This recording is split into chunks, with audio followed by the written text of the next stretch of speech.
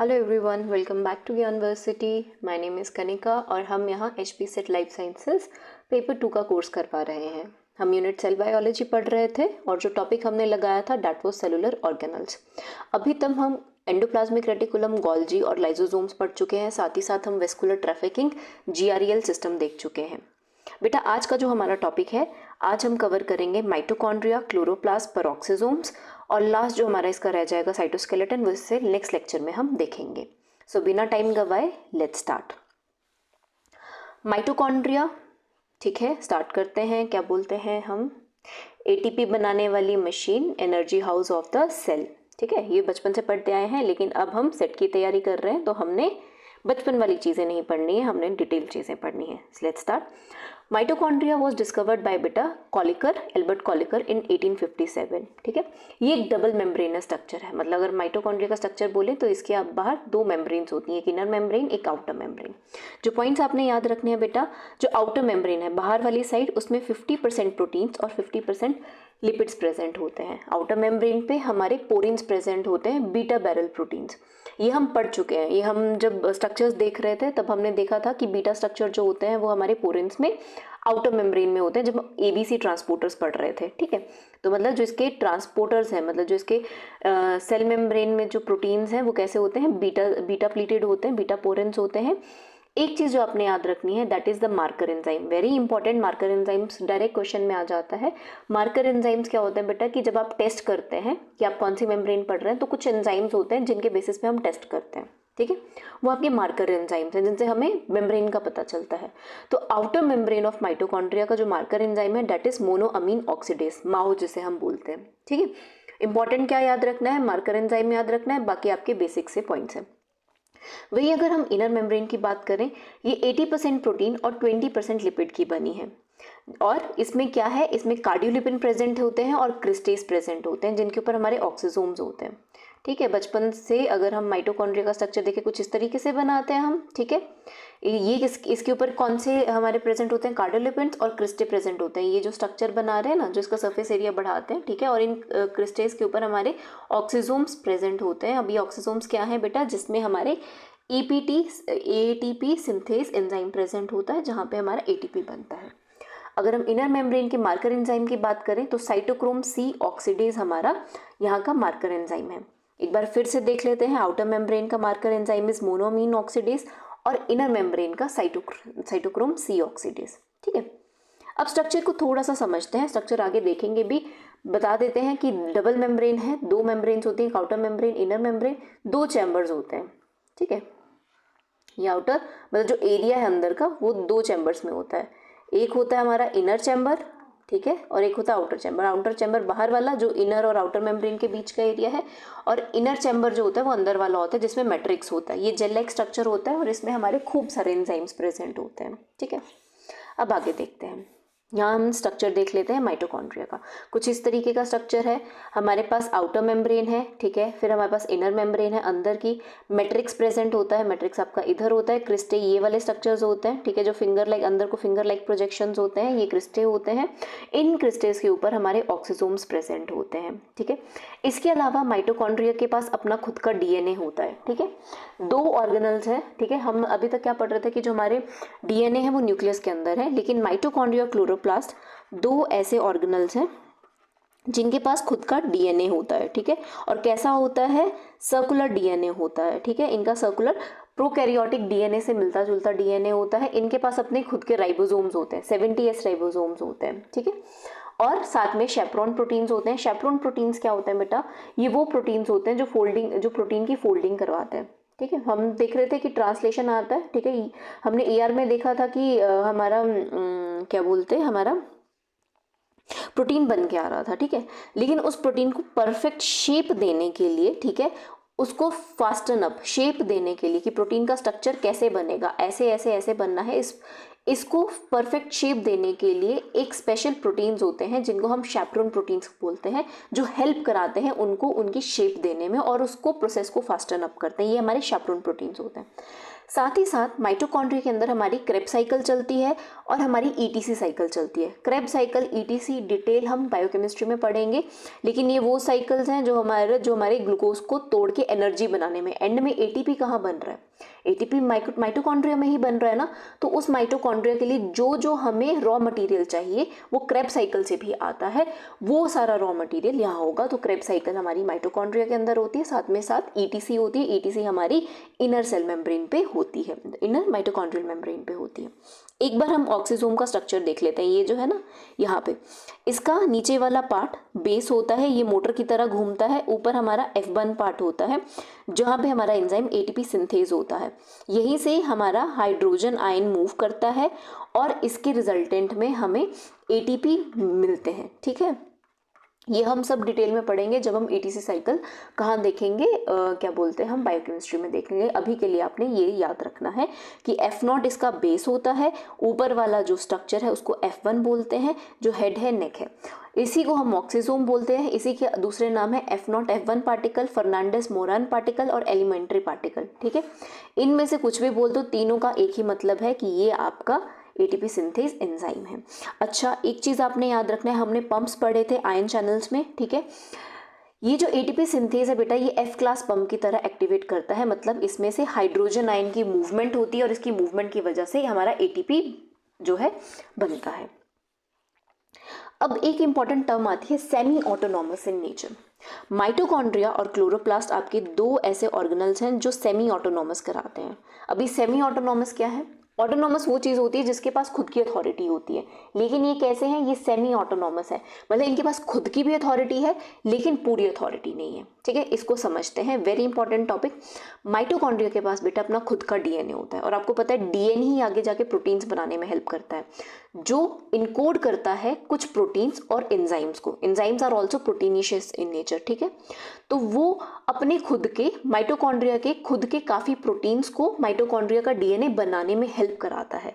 लेकिन ये क्या चीज़ हुई? ये हो गई ऑटोनॉमी। ठीक है, कि खुद से अपने प्रोटीन्स बना ले रहा है, इसको न्यूक्लियस के पास जाने की ज़रूरत नहीं है, न्यूक्लियस के डीएनए के पास जाने की ज़रूरत नहीं है। लेकिन सारी माइटोकॉन्ड्रियल जो प्रोटीन्स हैं उनको ये नहीं बना पाता है। Not all mitochondrial genes are encoded by itself. कुछ में इनको न्यूक्लियस के डीएनए की ज़रूरत पड़ती है, मतलब कुछ प्रोटीन्स न्यूक्लियस के डीएनए के थ्रू हेल्प बन के जो है प्रोटीन्स बनते हैं। ठीक है, तो माइटोकॉन्ड्रियल जो रेप्लिकेशन सिग्नल्स है, मतलब माइटोकॉन्ड्रिया कैसे डिवाइड करेगा, आपको पता है माइटोकॉन्ड्रिया खुद से डिवाइड करता है। ठीक है, ये माइटोकॉन्ड्रिया है, ये 1 से 2 जो है ऐसे इस तरीके से डिवाइड करते हैं, फिर 1 से 2 आपके बनते हैं। ठीक है, तो माइटोकॉन्ड्रिया की जो रेप्लिकेशन है, माइटोकॉन्ड्रिया ने डिवाइड करना है, वो न्यूक्लियस सिग्नल भेजता है और कुछ माइटोकॉन्ड्रियल जो आपके प्रोटीन्स हैं वो न्यूक्लियस के थ्रू बन के आते हैं। इसलिए इन्हें सेमी ऑटोनॉमस, मतलब ऑटोनॉमी है, खुद के काफ़ी प्रोटीन्स बना रहे हैं लेकिन सारे नहीं बना रहे हैं, कुछ चीज़ों के लिए ये न्यूक्लियस पे डिपेंडेंट है, इसलिए सेमी ऑटोनॉमस इन नेचर है। अब कुछ इंपॉर्टेंट पॉइंट्स देख लेते हैं। माइटोकॉन्ड्रियल जो डीएनए है वो नेक्ड होता है और सर्कुलर होता है, just like prokaryotic cells. Prokaryotic cells का भी नेक्ड होता है, उसके ऊपर न्यूक्लियर मेम्ब्रेन नहीं होती और सर्कुलर होता है। ये अपने खुद के एंजाइम्स बना लेते हैं, बहुत सारे ईयर्स नहीं आएगा बेटा, बहुत सारे एंजाइम्स को ये इनकोड करते हैं, प्रोटीन्स करते हैं। ठीक है, माइटोकॉन्ड्रियल डीएनए अगर हम पढ़ा जाए, अगर आपसे लर्न हो जाए वेल एंड गुड है, अदरवाइज एक बार आप 1-2 बार इसको पढ़ लेंगे आपको हो जाएगा। माइटोकॉन्ड्रियल जो डीएनए है बेटा वो खुद के 13 प्रोटीन्स बनाता है अपनी ईटीसी साइकिल के और ऑक्सफॉस के। Oxphos is your oxidative phosphorylation, ETC is your N terminal ये जो है चेन रिएक्शन जिसमें आपका एटीपी बनता है। ठीक है, तो इस पूरे ईटीसी साइकिल और ऑक्सफॉस साइकिल के ये 13 प्रोटीन्स बनाते हैं, अपने 70S राइबोसोम्स का 16S और 12S पार्ट बनाते हैं, राइबोसोमल आरएनए बनाते हैं, और 22 टीआरएनए जो है वो ये अपने खुद का बनाते हैं। ठीक है, आरएनए के भी टाइप्स हैं, आरआरएनए, टीआरएनए, उसके इतने इतने टाइप्स ये खुद से बनाते हैं। ठीक है, जो माइटोकॉन्ड्रियल जीन है, एमटी मीन्स माइटोकॉन्ड्रियल। ठीक है, जो जीनोम है बेटा, एक चीज़ याद रखना है, ये यूनिवर्सल कोडोन के को कुछ एक्सेप्शंस फॉलो करता है। यूनिवर्सल कोडोन क्या है, हम बायोकेमिस्ट्री में इसको पढ़ेंगे ढंग से, एक बार थोड़ा सा आइडिया दे देती हूँ। ठीक है, कि कोई भी अमाइनो एसिड, मतलब प्रोटीन का बेसिक पार्ट अमाइनो एसिड बनना है ना बेटा, तो उसको डीएनए से आरएनए में जाता है तो कोडोन होता है, जैसे कि GUG। ठीक है, ये कोडोन है जिसमें हमारे न्यूक्लियोटाइड बेसेस होते हैं। ठीक है, आपका आपके ये प्रेजेंट होते हैं, ठीक है। तो जनरली ये यूनिवर्सल होता है, जो हर कोडोन, ये 3 का सेट होता है, तो जो कोडोन होता है वो एक पर्टिकुलर अमाइनो एसिड के लिए रिप्रेजेंटेटिव होता है। लेकिन माइटोकॉन्ड्रियल के कुछ जीन्स होते हैं, मतलब जिनमें जो हमारा ये कोडोन का सीक्वेंस है वो नॉर्मल जिस अमाइनो एसिड को कोड कर रहा होगा उसको नहीं करता है, किसी और अमाइनो एसिड को कर रहा होगा। तो ये एक्सेप्शंस है, सब में नहीं, कुछ कुछ इसमें एक्सेप्शंस होती हैं। एक चीज़ और कि जो माइटोकॉन्ड्रियल जीनोम है वो ओवरलैप करता है और उसमें इंट्रोन्स नहीं होते हैं। ओवरलैप क्या कि ये 3 का सीक्वेंस एक था, ये 3 का सीक्वेंस एक था, लेकिन कई बार ये 3 इधर हो जाएंगे, ठीक है। मतलब 1 2 3, ये 3 ऐसे थे, आगे 1 2 3 ऐसे थे, ये एक कोडोन बना था, ये कोडोन, लेकिन कई बार क्या होता है ये 3 ओवरलैप कर जाते हैं, ठीक है, ये 3 ओवरलैप करके। तो ऐसे ओवरलैपिंग भी इसमें पॉसिबल है और इंट्रोन्स नहीं होते हैं, ठीक है। इंट्रोन्स नहीं होते। इंट्रोन्स क्या होता है बेटा, जनरली जो यूकैरियोटिक सेल्स होते हैं उनके डीएनए में जो आरएनए बनता है हमारा, ठीक है, आरएनए से आगे प्रोटीन बनता है, उसमें जो प्रोटॉन्स होते हैं उसमें कुछ इंट्रोन्स जो है बहुत ज़्यादा ऐसे डीएनए या मतलब आरएनए का पार्ट बनता है जो प्रोटीन नहीं बनाता है, ठीक है। जो सिर्फ उसमें जो एक्सोन वाला पार्ट होता है वही आपका प्रोटीन बनाता है या अमाइनो एसिड बनाता है, बाकी फ्री का एक्स्ट्रा स्ट्रक्चर होता है जिसका कोई काम नहीं होता है, वो बाद में रिमूव हो जाता है यूकैरियोट्स के केस में। लेकिन माइटोकॉन्ड्रिया का जो जीनोम है उसमें इंट्रोन्स नहीं होते हैं, ठीक है, उसमें कोडिंग रीजन नहीं होता है, इन नॉन कोडिंग रीजन नहीं होता, introns are non coding region, वो नहीं होता है, ठीक है। अब हम फंक्शंस देखते हैं माइटोकॉन्ड्रिया के। बचपन से पढ़ते आ रहे हैं एटीपी कहाँ बन रहा है, माइटोकॉन्ड्रिया में। अब इसके अलावा कुछ और पॉइंट्स पढ़ रहे हैं। मेन तो हमें पता है कि एटीपी यहीं बन रहा है, ठीक है। कहाँ बन रहा है, ऑक्सीजोम के ऊपर बन रहा है। क्रेब्स साइकिल से ईटीसी साइकिल आती है, उसके बाद ऑक्सफोर्ड साइकिल होती है, ठीक है। ये कहाँ हो रही है, इसकी जो साइट है वो भी हमारा माइटोकॉन्ड्रिया है, आपने ये याद रखना है। एरोबिक साइकिल, ठीक है, जो आपकी एरोबिक पाथवे चलता है, हम ये बायोकेमिस्ट्री में करेंगे, ठीक है। उसका जितना भी साइकिल है, Krebs cycle, etc, oxidative phosphorylation, ये कहाँ होता है, ये हमारा माइटोकॉन्ड्रिया में होता है। क्रेब्स साइकिल मैट्रिक्स में होती है और जो इनर माइटोकॉन्ड्रियल मेम्ब्रेन है वो ईटीसी साइकिल वहाँ होती है। इंट्रिंसिक पाथवे ऑफ एपोप्टोसिस में ये हेल्प कराता है, ठीक है। साइटोक्रोम सी हमने अभी पढ़ा था। साइटोक्रोम सी क्या है, हमारा मार्कर एंजाइम है, ठीक है। एपोप्टोसिस क्या होता है बेटा, सेल डेथ, जिसको हम नॉर्मल भाषा में बोलते हैं। सेल की जब डेथ होती है ना तो बाहर से सिग्नल आते हैं, कुछ सिग्नल सेल के बाहर से आते हैं, कुछ सिग्नल सेल के अंदर से आते हैं। तो सेल डेथ के केस में एपोप्टोसिस का हम पूरा टॉपिक पढ़ेंगे, वेरी इंपॉर्टेंट टॉपिक, जब करेंगे वहाँ हम देखेंगे ये दोनों पाथवेज पढ़ेंगे, इंट्रिंसिक और एक्सट्रिंसिक। तो एक्सट्रिंसिक पाथवे में माइटोकॉन्ड्रिया का जो साइटोक्रोम सी है वो हेल्प करवाता है। थर्मियोजेनेसिस, ठीक है, टेम्परेचर बढ़ाने में, सेल का टेम्परेचर बढ़ाने में ये हेल्प कराता है due to movement of hydrogen ions, ये याद रखना है, ठीक है। तो थर्मियोजेनेसिस सेल का टेम्परेचर बढ़ाने में। बाकी फैटी एसिड्स की बीटा ऑक्सीडेशन यहाँ होती है। प्लांट्स की जो C2 साइकिल होती है, हम पढ़ेंगे जब हम प्लांट फिजियोलॉजी करेंगे, हम सारी साइकिल्स करेंगे, वहाँ हम कैम्प पाथवे भी पढ़ेंगे, C4 पाथवे भी पढ़ेंगे, C2 साइकिल भी पढ़ेंगे। तो प्लांट्स की C2 साइकिल में ये हेल्प कराता है। एक ऑर्गेनल माइटोकॉन्ड्रिया भी हेल्प कराता है। कुछ हीम ग्रुप है, मतलब कि हमारे जो हीमोग्लोबिन का हीम ग्रुप है उसकी रिडक्शन यहाँ होती है, वो यहाँ आके टूटते हैं, ठीक है। हीमोग्लोबिन, ठीक है, आपको पता है आरबीसीज में से हीमोग्लोबिन जो हीम पार्ट है वो रीयूज हो जाता है, ठीक है। तो उसके कुछ की रिडक्शन जो है हमारे माइटोकॉन्ड्रियाज में होती है। और कैल्शियम रेगुलेशन इन सेल, ठीक है, अपटिक की हमें पता है कि कैल्शियम रेगुलेशन जनरली कौन करा रहा है, एंडोप्लाज्मिक रेटिकुलम कराता है आपका, हमें पता है, हमने मसल्स में एसआर देखा है, सार्कोप्लाज्मिक रेटिकुलम कराया है।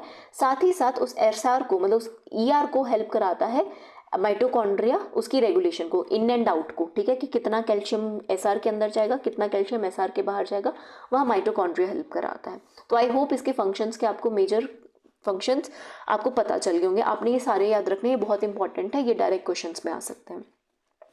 एक टॉपिक आता है कि माइटोकॉन्ड्रिया की प्रोकैरियोट से क्या सिमिलैरिटी है, ठीक है। इसका भी सर्कुलर डीएनए है, प्रोकैरियोट्स में भी सर्कुलर डीएनए है, इसके पास भी 70S राइबोसोम है, प्रोकैरियोट्स में भी 70S राइबोसोम है। अच्छा, एक चीज़ और, जो इनर मेम्ब्रेन है माइटोकॉन्ड्रिया की, जो अंदर की मेम्ब्रेन है, वो रेस्पिरेशन एंजाइम्स उसमें प्रेजेंट होते हैं, ऑक्सीजोम्स खूब सारे होते हैं। और जो प्रोकैरियोटिक की मेम्ब्रेन होती है उसमें भी हमारे पास रेस्पिरेशन एंजाइम्स होते हैं, और साथ के साथ प्रोटीन्स जो होते हैं वो सेम होते हैं, ठीक है। जो इनर माइटोकॉन्ड्रियल मेम्ब्रेन है और जो बैक्टीरियल या प्रोकैरियोटिक माइटोकॉन्ड्रियल मेम्ब्रेन है, उनमें प्रोटीन का कंटेंट ऑलमोस्ट सेम होता है, ठीक है। इससे ही आती है हमारी बेटा एंडोसिम्बायोटिक थ्योरी। हमने हमारी इनिशियल सेल बायोलॉजी जब पढ़ रहे थे तो आई थिंक फर्स्ट या सेकंड लेक्चर में हमने एंडोसिम्बायोटिक थ्योरी की हुई है, बस उसको थोड़ा सा यहाँ पे याद करा देती हूँ मैं, ठीक है, कि माइटोकॉन्ड्रिया एंडोसिम्बायोटिक थ्योरी से कैसे मैच करता है। क्या आप बोलते हैं कि जो माइटोकॉन्ड्रिया थे पहले प्रोकैरियोटिक ऑर्गेनिजम्स थे, तभी हमने यहाँ पे सिमिलैरिटीज इनके बीच में पढ़ी हैं। लेकिन जब यूकैरियोट्स बनने लगे तो कुछ यूकैरियोट्स ने इन प्रोकैरियोटिक ऑर्गेनिजम्स को, मतलब in ATP producing prokaryotic organisms को इन्गल्फ कर लिया और अपने अंदर एज अ सिम्बायोटिक रिलेशनशिप अपने अंदर डाल लिया, and over the period of time mitochondria जो है यूकैरियोट्स का हिस्सा बन गए एज अ ऑर्गन, ठीक है। उससे पहले अदरवाइज वो क्या थे, वो खुद में एक प्रोकैरियोटिक ऑर्गेनिजम्स थे, ठीक है। तो माइटोकॉन्ड्रिया ने क्या दिया, एटीपी दिया, उसके बदले सेल ने, जो यूकैरियोटिक सेल बन रहा था, उसने उसको फूड और बेसिक रॉ मटेरियल दिया, ठीक। तो ये हमारी एंडोसिम्बायोटिक थ्योरी को यहाँ पे क्या है, थप्पा लगाता है कि हाँ ये एंडोसिम्बायोटिक थ्योरी को फॉलो करता है। इसमें आपने बेटा एग्जाम्पल याद रखना है कि रिकटेशिया प्रोवाजिकी, ठीक है, ये एक प्रोकैरियोटिक ऑर्गेनिज्म है, ठीक है। ये जो है एटीपी प्रोड्यूसिंग है और बहुत हद तक माइटोकॉन्ड्रिया प्रेजेंट डे माइटोकॉन्ड्रिया से अगर हम बात करें तो कनेक्टिंग लिंक की तरह है। तो आपने याद रखना है एंडोसिम्बायोटिक थ्योरी को जो जस्टिफाई करने वाला अगर कोई एग्जाम्पल पूछा जाए तो आपने रिकटेशिया प्रोवाजिकी जो है टिक मारना है, ठीक। इसके अलावा 2-3 छोटे छोटे पॉइंट्स हम उनको देख लेते हैं। Mitochondria is of maternal inheritance. अभी मैटरनल इनहेरिटेंस क्या है कि जब भी रिप्रोडक्शन होती है ह्यूमंस में या किसी भी ऑर्गेनिजम्स में, ठीक है, माइटोकॉन्ड्रिया हमेशा मैटरनल मतलब माता, ठीक है, मदर से ही जाएगा। मैटरनल माता, माता मतलब मदर, मदर से ही बच्चे में माइटोकॉन्ड्रिया जाता है, फादर से माइटोकॉन्ड्रिया कभी भी बच्चे में नहीं जाएगा, ठीक। दूसरी चीज है कि ये फॉलो करता है कीमोऑस्मोटिक मैकेनिज्म। ये हम पढ़ेंगे, डिटेल में पढ़ेंगे कैसे काम करता है जब ये टॉपिक आएगा। कीमोऑस्मोटिक मैकेनिज्म क्या बोलता है कि एटीपी बनाने के लिए हाइड्रोजन, मतलब प्रोटॉन बोल दीजिए, हाइड्रोजन आयन बोल दीजिए, प्रोटॉन की मूवमेंट होती है जो कि केमिकल बनाता है, एटीपी बनाता है। एटीपी क्या है, केमिकल ही है अपने आप में, ठीक है। तो एटीपी बनाने के लिए प्रोटॉन की मूवमेंट जो है वो कपल करता है, हेल्प कराता है। तो ये कीमोऑस्मोटिक मैकेनिज्म को फॉलो करता है। आई होप आपको यहाँ तक ये क्लियर हो गया होगा।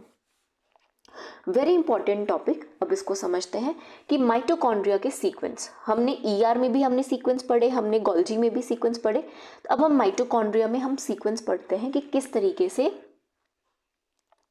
जो आपके टारगेट सीक्वेंस है, जो हमारे प्रोटीन्स बन रहे हैं वो हमारे माइटोकॉन्ड्रिया के अंदर जाएं, ठीक है। अब एक एक करके इसको थोड़ा सा समझते हैं, एक मिनट।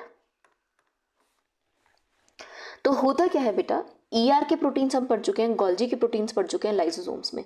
माइटोकॉन्ड्रिया के जो प्रोटीन्स है याद रखेंगे वो कहाँ बनते हैं, साइटोप्लाज्म में बनते हैं और माइटोकॉन्ड्रिया में खुद से। अभी मैं बता गई थी कि कुछ प्रोटीन्स माइटोकॉन्ड्रिया खुद से बना लेता है, जो बाकी के प्रोटीन्स है वो न्यूक्लियस हेल्प करता है।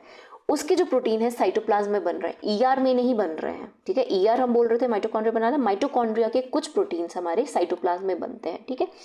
अब क्या है, इस साइटोप्लाज्म में बने हुए हमारे जो प्रोटीन्स हैं इन्होंने कहाँ जाना है, माइटोकॉन्ड्रिया में जाना है। माइटोकॉन्ड्रिया का स्ट्रक्चर याद करते हैं, या तो उसके आउटर मेम्ब्रेन पे जाना होगा उन्होंने, या तो इनर मेम्ब्रेन पे जाना होगा, या तो मैट्रिक्स में जाना होगा, ठीक है। तो पहले हम करेंगे जो साइटोप्लाज्म में प्रोटीन्स बन रहे हैं वो कैसे कैसे हमारे आउटर मेम्ब्रेन, इनर मेम्ब्रेन या मैट्रिक्स में जा रहे हैं। तो सबसे पहले साइटोप्लाज्म में प्री सीक्वेंस बनता है, ठीक है। जो साइटोप्लाज्म है उसके एन प्राइम पे, ठीक है, एन एंड पे जब आपका ट्रांसलेशन चल रहा है, पहला सिग्नल साइटोप्लाज्म में एन टर्मिनस पे, ये याद रखना है, 20 से 35 अमाइनो एसिड लॉन्ग एक एम्फीथेटिक सिग्नल ऐड होता है। मतलब आपके कुछ अमाइनो एसिड्स ऐड होंगे, कैसे अमाइनो एसिड्स होंगे, एम्फीथेटिक। एम्फीथेटिक कैसे कि ये पॉजिटिवली चार्ज अमाइनो एसिड होंगे या फिर इनमें सीरीन या थ्रेनीन होगा, बट इसमें नेगेटिव चार्ज नहीं होगा। वो क्यों, बिकॉज बेटा माइटोकॉन्ड्रिया की जो मेम्ब्रेन है, आउटर मेम्ब्रेन, वो नेगेटिवली चार्ज होगी। अगर ये प्रोटीन भी नेगेटिवली चार्ज हुआ तो ये आपस में रिपेल कर देंगे और ये प्रोटीन अंदर जा नहीं पाएगा। तो इसलिए हम क्या करते हैं, ये जो हमारा सिग्नल है ये जनरली पॉजिटिवली चार्ज होता है या फिर इसमें सीरीन या थ्रेनीन होता है, और कितना लंबा होता है, 20 to 35 amino acid long off positive या एम्फीथेटिक अमाइनो एसिड्स, ठीक है। ये फिर यहाँ पे सबसे पहले हमारे एन टर्मिनस पे ये ऐड होगा और यहाँ पे हमारा पहला शेफ्रॉन प्रोटीन आता है, दैट इज HSP70। मैंने शेफ्रॉन प्रोटीन क्या बताया, जो फोल्डिंग में हेल्प करा रहे हैं, जो पार्शियली फोल्ड करवाता है, HSP70।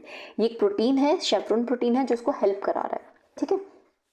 इसलिए अब प्री सीक्वेंस ऐड हो गया, ठीक है। अब वो चल पड़ा है साइटोप्लाज्म में, अब उसने क्या जाना है, या तो आउटर माइटोकॉन्ड्रियल मेम्ब्रेन के पास जाएगा, या तो इनर माइटोकॉन्ड्रियल मेम्ब्रेन के पास जाएगा, या तो मैट्रिक्स के पास जाएगा। एक एक करके समझते हैं। अगर आउटर माइटोकॉन्ड्रियल मेम्ब्रेन के पास जाना है तो हमारे पास स्पेशल चैनल्स होते हैं जिन्हें हम बोलते हैं टॉम चैनल्स।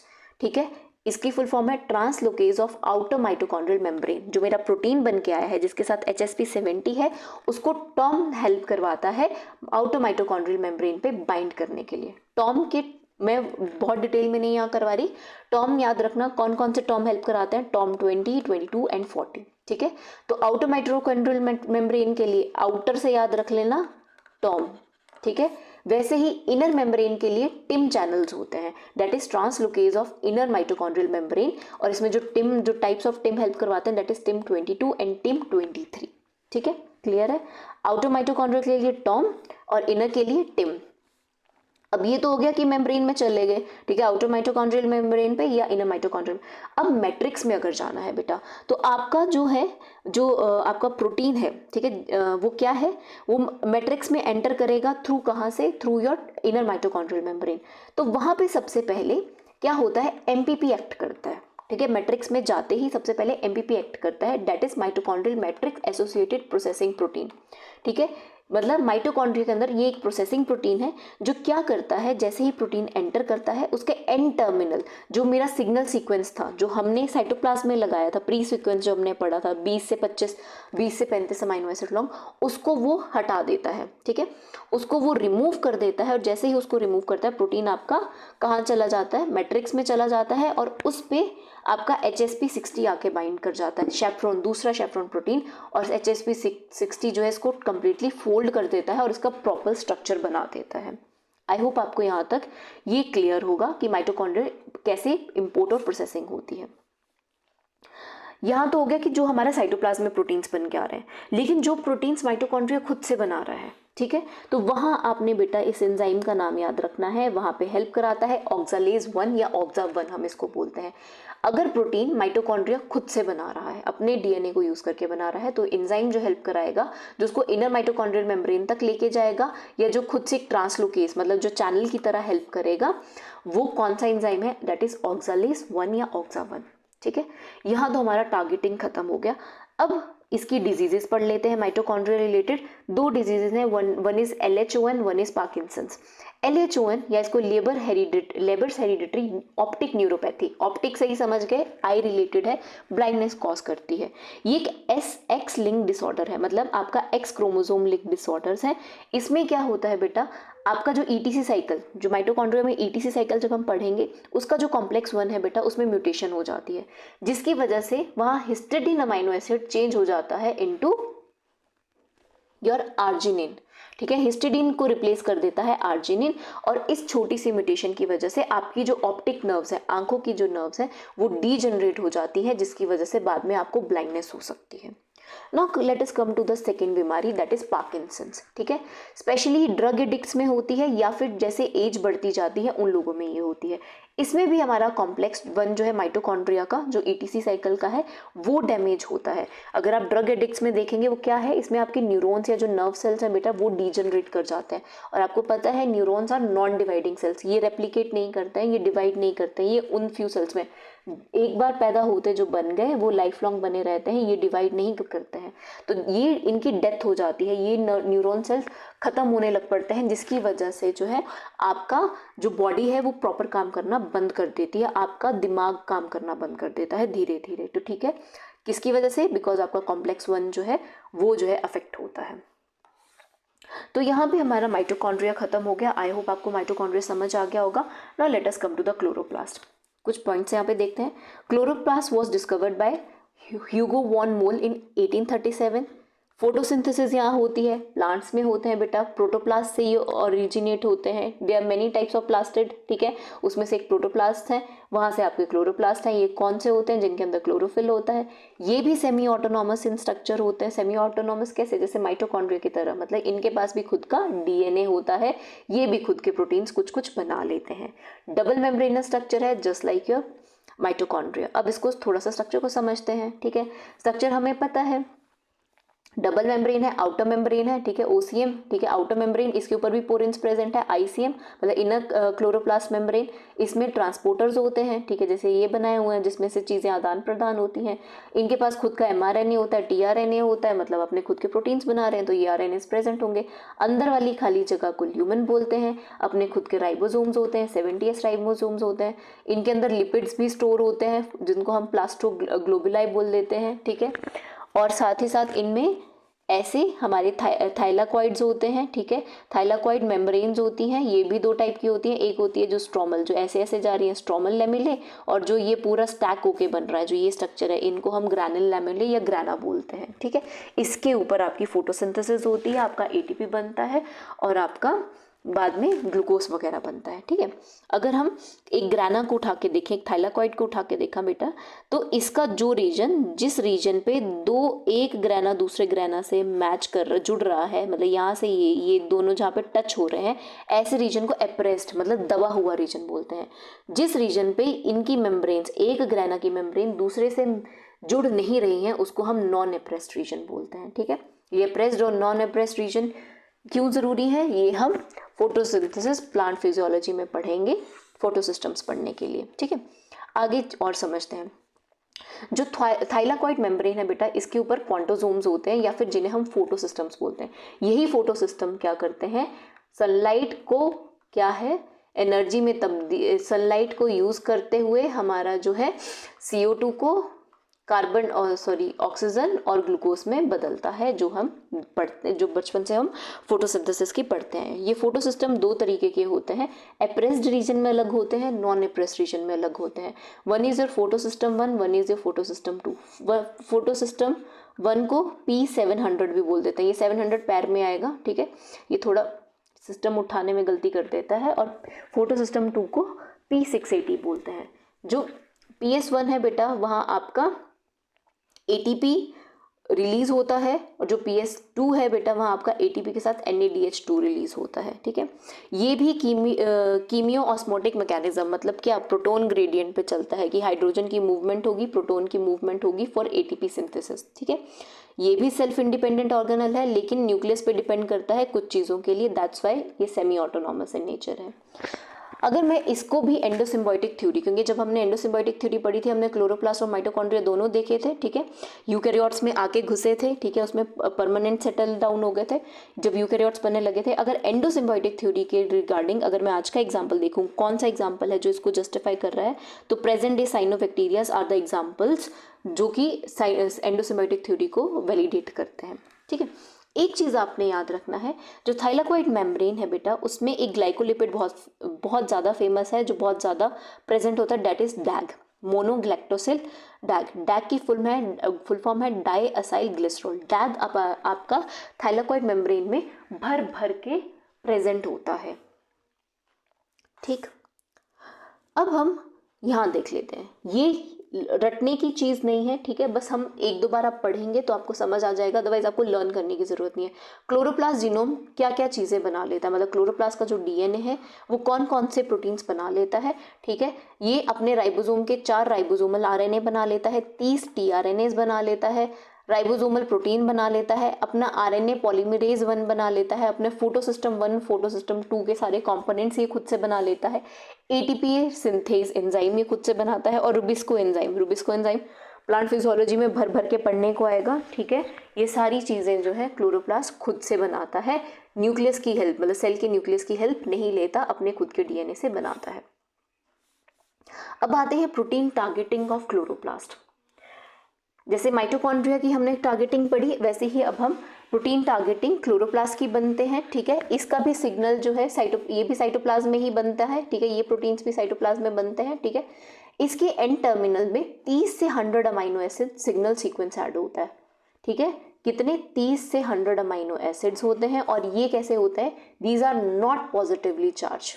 माइटोकॉन्ड्रिया के केस में क्या था, पॉजिटिवली चार्ज थे, बट इस केस में they are not positively charge, they have, because इनके पास इलेक्ट्रोपोटेंशियल ज़्यादा नहीं है। पॉजिटिव चार्ज होगा मतलब इनका जो वोल्टेज है वो बहुत कम है, पॉजिटिवली चार्ज होगा तो रिपेल हो जाएगा, तो generally they are negatively charge sequence या फिर जो है एम्फीफेटिक सीक्वेंस होंगे, but they will not be positively charge. ये आपने दो डिफरेंस इन दोनों के टारगेटिंग सीक्वेंस में याद रखना है। अब यहीं पे हम इसको सम अप करते हैं। साइटोप्लाज्म में आपका शेफ्रॉन प्रोटीन HSP70 बाइंड करता है और ये फिर पहले जाएगा आपके टॉक में। टॉक क्या है? Translocase of outer membrane. अगर आउटर मेम्ब्रेन को प्रोटीन चाहिए तो वहां से निकल जाएगा, ठीक है। नहीं चाहिए तो अंदर जाके टिक के पास जाएगा, that is translocase of inner membrane, मतलब आपके क्लोरोप्लास्ट की इनर मेम्ब्रेन पे जाएगा। चाहिए होगा तो यहाँ बाइंड कर जाएगा और टिक पे एक और शेफ्रॉन प्रोटीन आके मिलता है जो जुड़ता है इसके साथ, दैट इज HSP100, ठीक है। अब इस HSP100 के साथ हेल्प करके ये स्ट्रोमा में जाएगा। यहाँ चाहिए होगा तो आउटर मेम्ब्रेन पे निकल जाएगा, इनर मेम्ब्रेन पे चाहिए होगा इनर मेम्ब्रेन पे, नहीं होगा तो फिर स्ट्रोमा में आएगा, मतलब कि अंदर वाले एरिया में आएगा, ठीक है। स्ट्रोमा में हमारे SPP, वहाँ हमारे MPP हेल्प करवा रहे थे, यहाँ SPP हेल्प कराएंगे, स्ट्रोमा एसोसिएटेड प्रोसेसिंग पेप्टाइडेज, जो क्या है हमारा एन टर्मिनल जो सीक्वेंस है, ये जो 30 से अमीनो एसिड सीक्वेंस है इसको रिमूव कर देगा और यहाँ आके मेरे HSP60 बाइंड कर जाएंगे।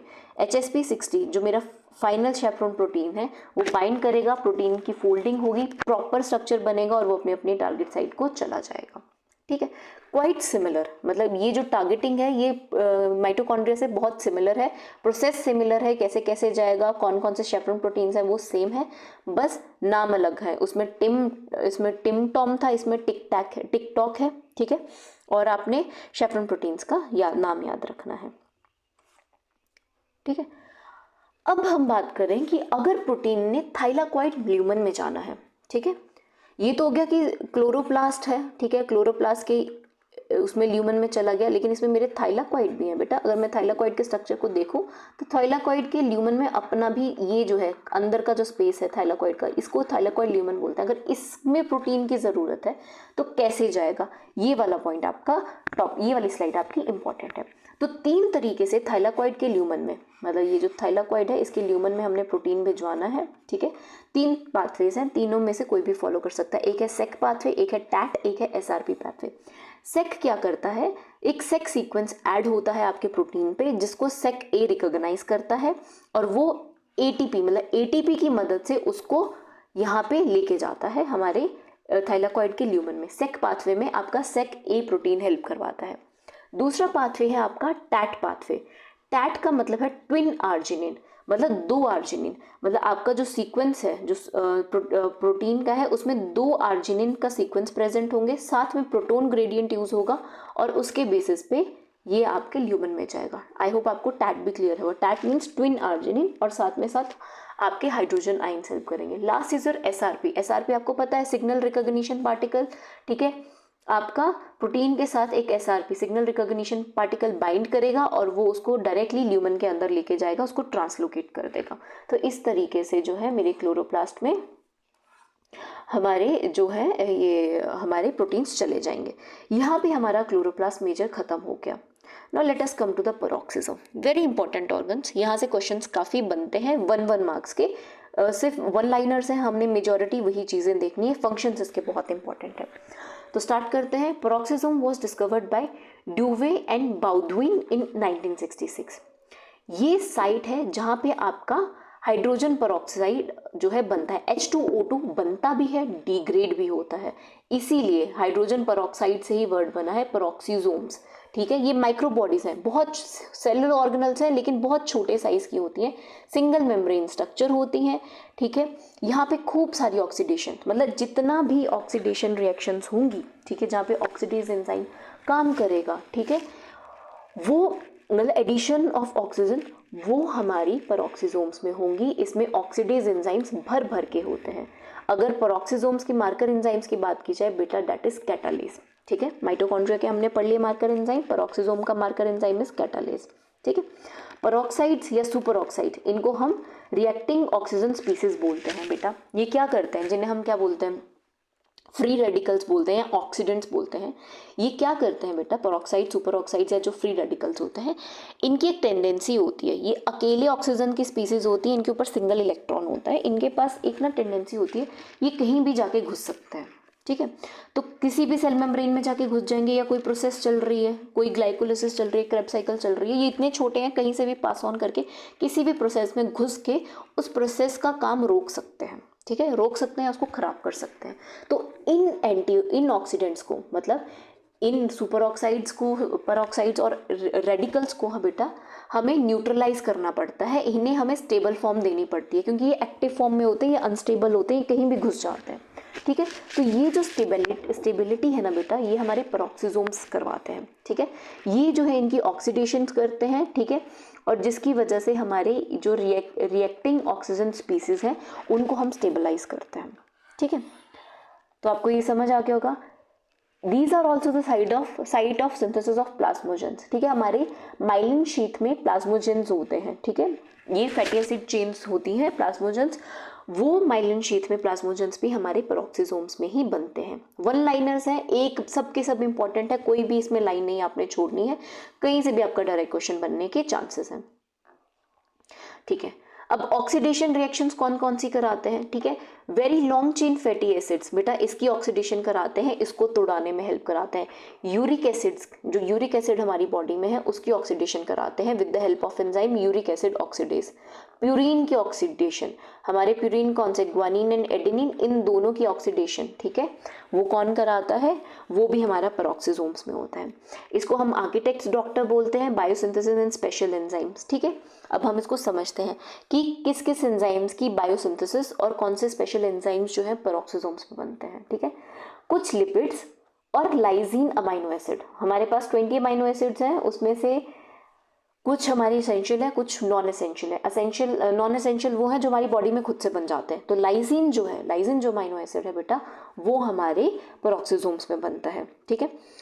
कोलेस्ट्रॉल यहाँ बनता है, कुछ कोलेस्ट्रॉल यहाँ बनता है, और एनिमल में डोलिकोल करके एक कोलेस्ट्रॉल टाइप होता है। डोलिकोल एक कोलेस्ट्रॉल फैटी मतलब कि आपका स्टेरॉइड होता है, वो हमारा यहाँ बनता है। A very important point, luciferase enzyme जो है यहाँ बनते हैं। आपने जुगनू देखे हैं, जुगनू चमकते हैं ना रात को, वो क्यों चमकते हैं, वो ल्यूसिफरेज एंजाइम की वजह से जो है चमकते हैं, ठीक है। वो एंजाइम कहाँ बन रहा है, वो हमारे पेरोक्सिसोम्स में बनता है, ठीक है। एक चीज़ और, प्लांट्स में C2 साइकिल होती है, हम ये पूरी डिटेल में प्लांट फिजियोलॉजी में पढ़ेंगे, ठीक है। तो जो C2 साइकिल है वो तीन स्टेप्स में चलती है, 3 साइड्स कवर करती है, माइटोकॉन्ड्रिया, पेरोक्सिसोम और क्लोरोप्लास्ट। तो पेरोक्सिसोम्स भी हेल्प कराते हैं प्लांट्स के C2 साइकिल में।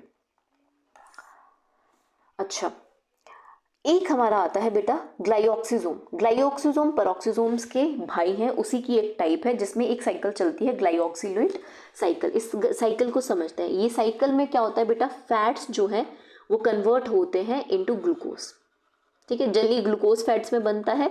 ये किस में होता है बेटा, सीड्स में, ठीक है। जो हमारे सीड्स होते हैं ना, लेट्स से मेरे पास कनक के सीड्स हैं, ठीक है, गेहूं के सीड्स हैं, ठीक है। अब मैंने उनको क्या करना है, मैंने उनको मिट्टी में डाला और कुछ दिनों बाद वो अंकुरित होके उन्होंने वो क्या कर जाते हैं, जर्मिनेट कर जाते हैं। तो इन जर्मिनेशन के केस में हमारी ग्लाइऑक्सिसोम्स, जो कि टाइप ऑफ पेरोक्सिसोम्स है, वो हेल्प कराते हैं by the help of glyoxylate cycle. क्योंकि एक सीड ने पूरा पौधा बनाना है, उसके पास इतनी एनर्जी नहीं है, तो उस सीड के अंदर भर भर के फैट्स होते हैं, वो फैट्स खुद में चेंजेस करते हैं, एक साइकिल चलती है ग्लाइऑक्सिलेट साइकिल, और एंड में वो ग्लूकोज बनाता है। और आपको पता है glucose is the ultimate source of energy, जो एटीपी बनाता है डायरेक्ट, ठीक है। तो फैट्स की बीटा ऑक्सीडेशन होती है जो सीड्स के अंदर प्रेजेंट है, एसिटाइल कोए बनाते हैं, उससे ऑक्सैलो एसिटेट एसिड बनाते हैं, फिर सिट्रेट बनाता है, और उसी सिट्रेट से आपका ग्लूकोज बनता है। ये पूरी साइकिल ग्लाइऑक्सिलेट साइकिल है, और ये हमारे जर्मिनेटिंग सीड्स में प्रेजेंट होती है। अच्छा, एक पॉइंट आता है, ये इतना इंपॉर्टेंट नहीं है, बट फिर भी एक मिनट इसको हम समझ लेते हैं, ठीक है। जो हमारे पेरोक्सिसोम्स होते हैं ना, माइटोकॉन्ड्रिया, इन दोनों में कुछ चीज़ें की सिमिलैरिटीज़ होती हैं। दोनों ही ऑक्सीडेटिव रिएक्शंस करवाते हैं, ठीक है। ऑक्सीडेटिव रिएक्शंस होती है, दोनों में ऑक्सीडेशंस चल रही हैं, एक में एटीपी बन रहा है, एक में आपका, ठीक है, एक में आपका चीज़ें टूट रही हैं, ठीक है। ये दोनों प्री एग्जिस्टिंग ऑर्गेनल्स की तरह डिवाइड करते हैं, ठीक है। दूसरा कॉमन ये है, पेरोक्सिसोम क्या है ना बेटा, जैसे जैसे इसमें एंजाइम्स बढ़ते जाते हैं, ये साइज में बड़ा हो जाता है, साइज में बड़ा हो जाता है तो ये 2 में टूट जाता है। तो याद रखना, अगर किसी सेल में 2 पेरोक्सिसोम्स हैं तो ज़रूरी नहीं है उनमें सिमिलर, क्योंकि ये से फट जाता है, फट के 2 में कन्वर्ट हो जाता है। तो इसमें डिफरेंट टाइप्स ऑफ एंजाइम्स होंगे, तो किसी एक में एंजाइम्स ज़्यादा होंगे या अलग होंगे, किसी दूसरे में एंजाइम्स कम या अलग होंगे, ठीक है।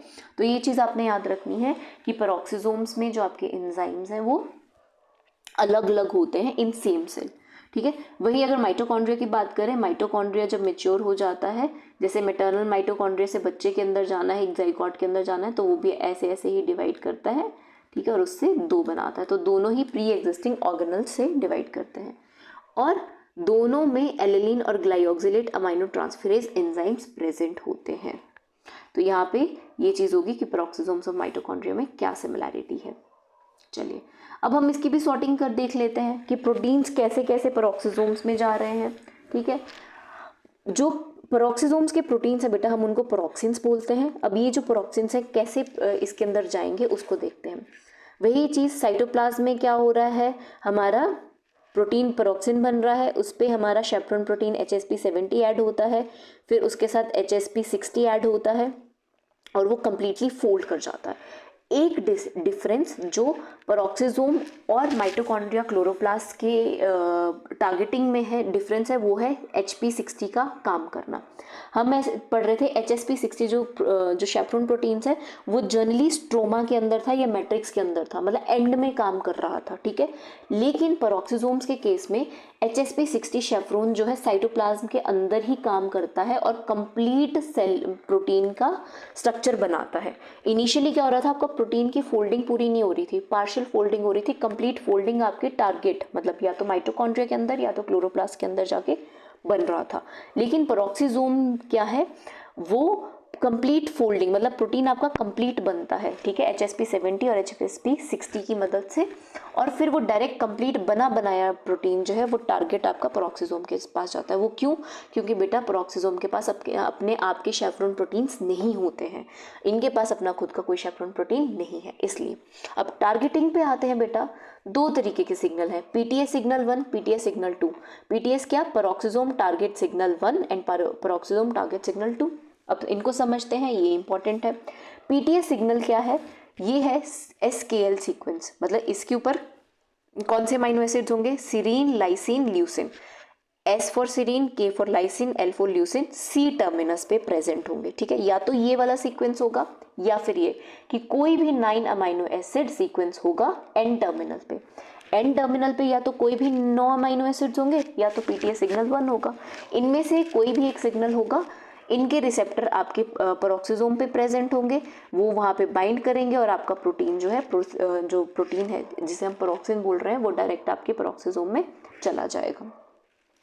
आई होप आपको ये यहाँ तक क्लियर हो गया होगा। अब जो लास्ट टॉपिक है आज का उसको हम देखते हैं, दैट इज बेटा डिजीजेज ऑफ पेरोक्सिसोम, ठीक है। कौन कौन सी बीमारियाँ हम इससे रिलेटेड पढ़ते हैं। पहली है ज़ेल्वेगर सिंड्रोम, ठीक है।